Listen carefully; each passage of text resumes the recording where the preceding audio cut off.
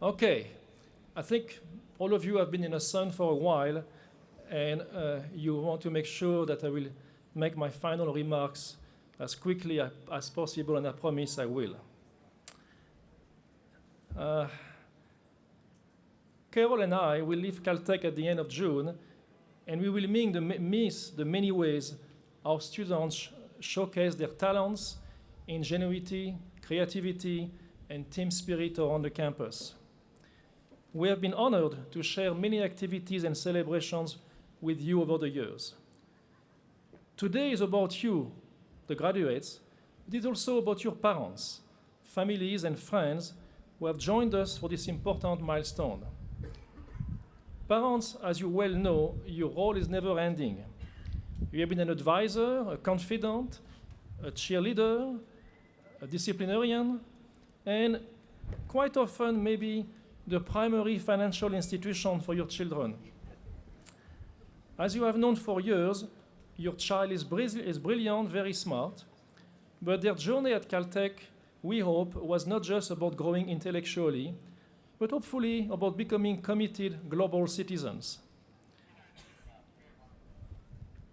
I have spent some time with them over the years, and have witnessed their curiosity, tenacity, camaraderie, and passion for learning. As graduates, I expect that their entrepreneurial spirit will add to the culture of exploration and discovery in the world. Parents, families, and friends, you have been great partners with us, and for that we thank you. Graduates, please stand and give your parents, families, friends a round of applause.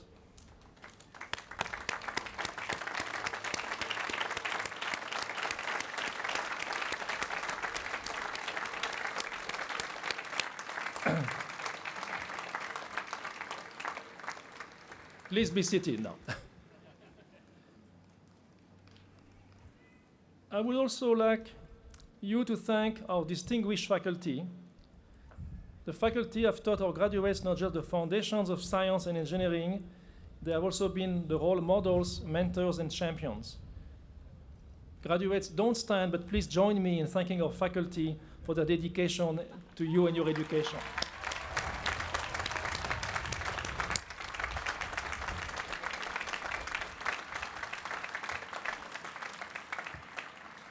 Last but not least, I would like also to thank Caltech's trustees. They are champions of Caltech, and we are grateful for your commitment and service.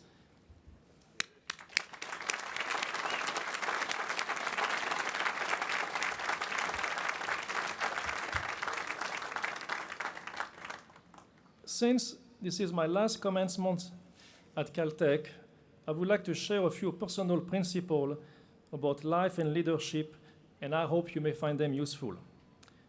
First, let me start with a short story about a young man in Normandy, France. That would be me. It's very short, you see.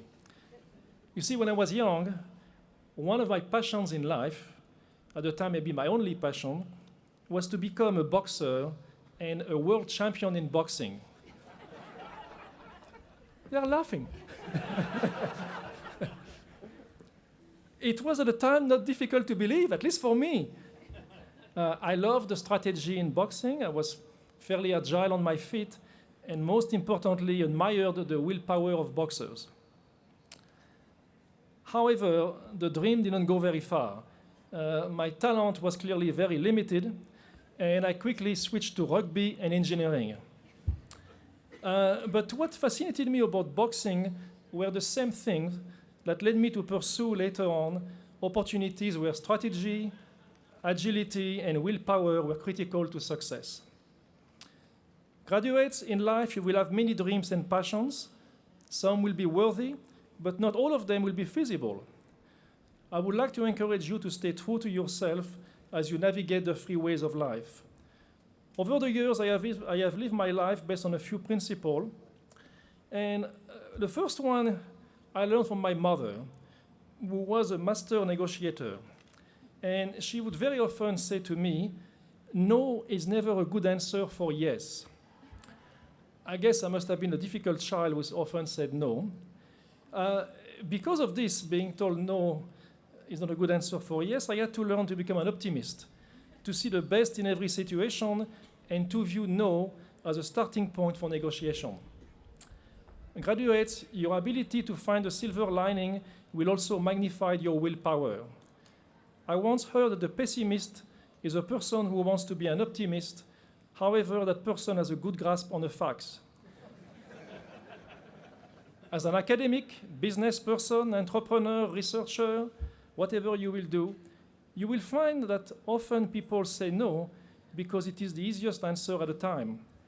But with your idealism, your good grasp of the facts and willpower, you can often transform no into a yes. This leads me to a second principle. Give people time. In your interaction with people, pay genuine attention to their words to better understand their perspectives. Also, pay attention to their body language and give them the time and space they need to express their ideas and concerns. If you make listening and learning from others a daily practice, it will make you not just a better person, but someone who makes thoughtful decisions. I also believe that in general, most people want to do the right thing. This is my third principle. Throughout your career, you will encounter people with many different perspectives, and some of them will convey views that you may consider as being negative, at least in your opinion. But I believe at our core, all of us want to do the right thing. Often, we just don't know how to take the first step. Your success in life will also come from helping others take the first step. This is definitely easier said than done. In fact, believe me, as a university president, I have learned that you have to exercise patience even when you want to make baby steps.